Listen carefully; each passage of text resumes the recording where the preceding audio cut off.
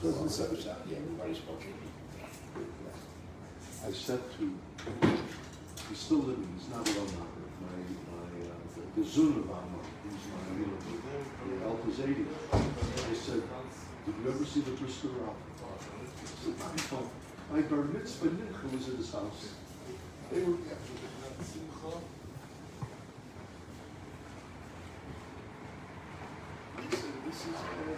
the charms, oh, they're not charms. It's the father of my Chatan.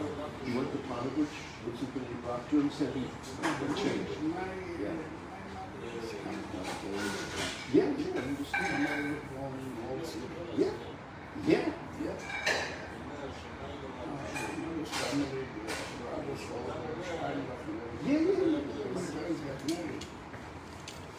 There's a big pressure from my grandfather and your father to put on the Chinese. Of course. My father's father was up there.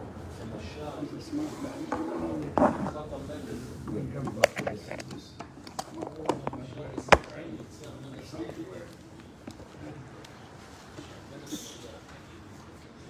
You know his story.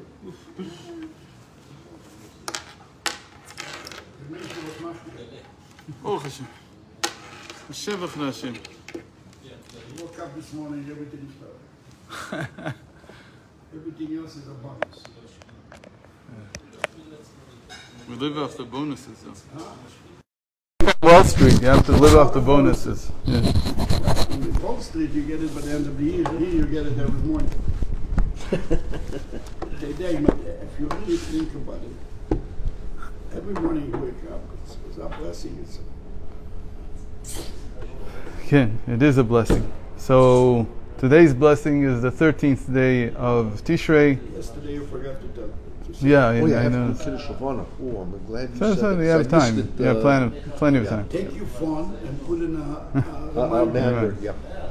So the 13th day of Tishrei and the 15th of October. The outside from the Rebbe. And the Yotzei from the Rebbe Morash, the 4th of the Lubavitcher Rebbe. When, today? Today. Today's the 13th. What a day. Anyway. So we're in the middle of chapter 23. And the Rebbeim, a day before Yom Tov. yeah, Tzemach Tzedek. Day before Yom Tov. What kind of Yom Tov do people have? No, on the contrary. No, The Yontiv stops the Avelus. yeah, but what kind That's what he wanted. He didn't want people to...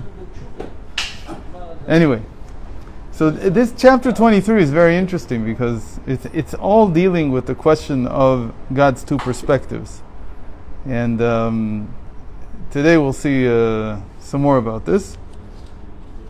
So we are about 15 lines down on page 254. Now he's going to give us two definitions of what the world of emanation is. Until now we saw one. We talked about this yesterday, that it's different than creation. The question is how it's called emanation, because I said that's how we translate it traditionally in philosophy. But now he's going to give us something that you can't translate. This doesn't work in English, because it's the same word means two things in Hebrew. So one of them is emanation, and he gave us the example. The example is like the radiance of the sun emanates from the sun. That was the first example, or the first meaning of Atzilut. So now he gives us another example of this type of emanation, with under the same meaning, radiance coming out of the source. And he says, "Lashon Atzilut shu milshon vayetzal min haruach, lashon afrashat ha'ara, keziv hashemesh min hashemesh." Says in the Torah, we find this verb used in Parshas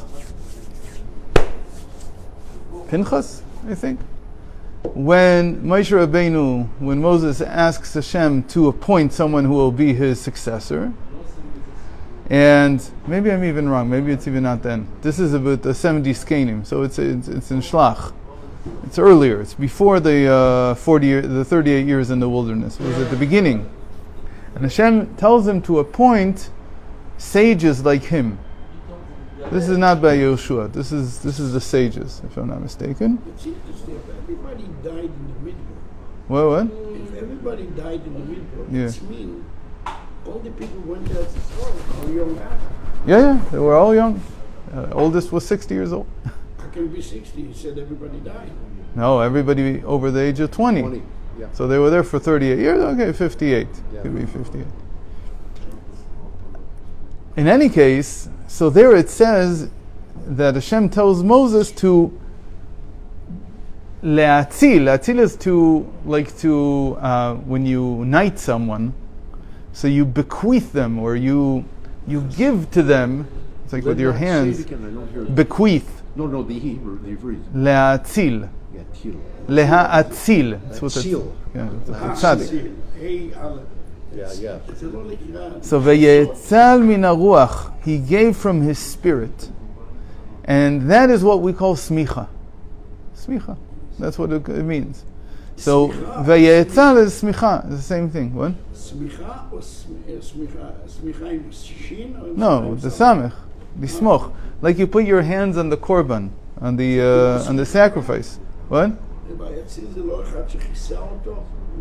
Good. The same thing. You put your hands on him. And when you do the same thing with the korban, it's very interesting. We'll see the connection in a moment. With the sacrifice, you also have to put your hands, your personal sacrifice, you have to put your hands strongly on it. It's the same act. It's the act of smicha. What are you doing? You're transferring from your spirit onto the animal. What's the idea? That's what it means, that then you vicariously feel that you were slaughtered. Because you have to give from your animal spirit onto him. It's the opposite from the way that the non-Jews do. The non-Jews, when they, especially indigenous cultures, they almost all have this ritual, that when you kill an animal, you shoot it with a bow and arrow, or you trap it in some way and you kill it, to pay honor to the god of the animal, you drink a little bit of the blood. So it's the opposite. You're supposed to receive from the animal. You're taking the animal spirit onto yourself. Yeah. And by us, it's giving our animal spirit to the animal.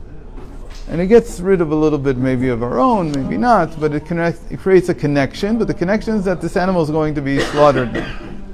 So that's the first meaning. So there's two different examples of it. So a few more. We just gave another one. But it either means like what we said, the sun's radiance from the sun, or it means that I'm giving over my spirit onto something else, like Moses did. But now he says it has another meaning in Hebrew, v'gam lashon etzel v'samuch. It also means nearby and close. So samuch here is very interesting. Samuch means two things also. It means lismoch, like we said. It also means something that's close to something else. But etzel, which is atzilut, atzilus, means it's something that's near. Why is it called this way? Because לפי שהן בבחינת ביטול גמור, הרי הן אצל וסמוך לאינסוף ברוך הוא על דרך משל. So things that have the consciousness of the... I'm adding the word consciousness. He doesn't say this. He doesn't say it yet. He's going to say it in a moment. Things that are in the world of emanation, they are near to the infinite. Okay? And what does that cause them? It causes them bittul. It causes them to have self-nullification. They have no sense of self. ועל זה מקשה לנפשו ואמר, והגם שיש הנברא הוא גם כן כלא חשיב כמי, דהיינו שבטל במציאות. And this is what the Alter Rebbe asked in Shar Yichud V'Emunah. So what are you telling me? That there is an ontological difference between something that's in the world of Atzilus and something in the world of Bria? The worlds of emanation and creation? They're all before Hashem. From Hashem's perspective, they're just as nullified. They're just as nothing. So where does this come from? ואם כן, קשה מה איתם יקרה בשם בריאה? יש מאין וחש באמת אינו נפרד כלל. So why is the Bria, things in the world of Bria, are called something from nothing, since there is nothing really separate about them? They're the same thing as everything that's in Atzilus. אלא בטל במציאות לגבי הכוח והאור השופע בו. גם כן, כביטול זיו השמש בשמש, because it too, in its ontological sense, ontology means what it is, not what it understands. What it understands is epistemology. It's what's in its mind, or psychologically. But here, ontologically, they're the same. They're exactly the same. And it also is completely nullified, like the radiance of the sun in the sun. ורוצה לומר כביטול הנאצלים, שהוא כזיו השמש בשמש כנ"ל, שכמו כן באמת גם ביאה, ואפילו העולם הגשמי שלנו מלואו בטלים על דרך זה ממש. He says, ontologically, everything is nullified the same way. There's no difference from Hashem's perspective. It's all the same. Notice here he adds, I didn't translate it yet. I'm translating it now. He says the three lower worlds, Biyah, Bria Yetzirah Asiyah, is an acronym for the three lower worlds. And then he adds something that's disturbing. If you're following his logic, it's only, why are you saying this? And he says, V'afilu ha'olam ha'gashmi shelanu, and even our physical world. What, we weren't talking about the physical world until now? Isn't the Siyah the physical world? The answer is no, it's not the same thing at all. This is one of the things that is most troubling when people learn the Kabbalistic language. When you're learning Chassidus, nobody cares. Why does nobody care? Because we don't talk in that language anyway. We assume everything is psychological. But when you're talking in Kabbalah, it's not that simple. Kabbalah purports to describe ontology, what there is, not just what you think. Chassidus says, leave me alone with all this stuff called ontology. In a big sense, Chassidus says, it doesn't matter. Was it built like this, built like that? Doesn't matter. But Kabbalah is all about how the world was created, no? You won't find in Chassidus, when God wanted to create the world, He did this and this. At most, we'll quote from Eitz Chaim, and we'll say this is what Eitz Chaim says, but even in Samach Vav, he doesn't say when God, he quotes, he says this is what the Arizal said. He doesn't have a different picture of creation. But now he adds, V'afilu ha'olam ha'gashmi shelanu, meaning that our physical world is not the same thing as Bria Yetzirah Asiyah. It's one of the things that you have to pay attention to. The physical world is different than all these spiritual. These are all, they're not spiritual worlds. They're, in the end, they're epistemological worlds. They're epistemological states of being. They're how the person's mind is. We've been saying this all along. Now I'm just making it clear from his language. That even the physical world, don't think that the physical world, because here it is, this is physical. How can you say this is nothing? How can you say this is nothing? Here it is. If I bang my head against it, it hurts. So how can you say this thing is nothing? From Hashem's perspective, it says no difference. It's all the same. Don't think for a moment that everything that we have here is not within the godliness. It all is. So what's the story? What's going on? So that is just what we learned in Tanya last week and the week before, the Geret HaKodesh Kaf, the 20th epistle. The 20th epistle is all about this question. And he says in the end, you have to understand, there's two different methods, as it were. And he's going to say this in a second here too, so I'm just introducing it. There's two different ways in which Hashem creates the world. Sometimes the Tzemach Tzedek, the third Rebbe, used to call it two sidrei shtalshelut. Two different methods of coming from cause to effect. There's the regular method, which we've talked about, which is the continuous one, and there's the discontinuous one, dilug, which is something entirely different. The physical world was not created in the same way that the spiritual, psychological worlds were created. Different. You don't need a dilug, you don't need a discontinuity in order to create the psychological, spiritual worlds. That's why we say very easily that when a person wants to connect to Hashem, just even to connect to learn Torah, the moment that my mind is filled with Torah, my mind is filled with Hashem. This is what he says in the Tanya. What do you mean? When you learn it. It's not that the book itself, you can't say that the book itself here, I'll throw a piece of God at you. We don't mean that. We mean that when it's transferred into the person's mind, this is Hashem's mind. This is the same thing. So this is a point. But again, you have to notice this. He doesn't say it. Now he's going to say it a little bit more. So still, we already gave the answer, because the answer is because it's from our perspective. right?